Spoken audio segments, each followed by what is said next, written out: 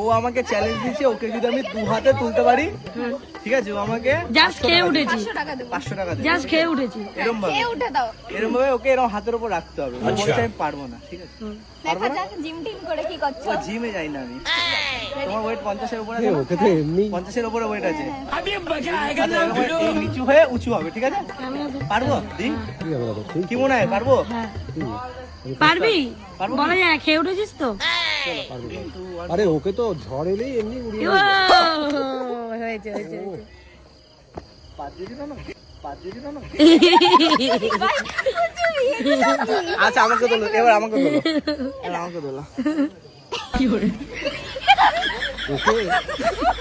একটা বাদ ওকে যদি তুললি আরেকবার এক হাতে পারবো? আর রাখতে পারবে না, পারবে না, রাখতে পারবে না।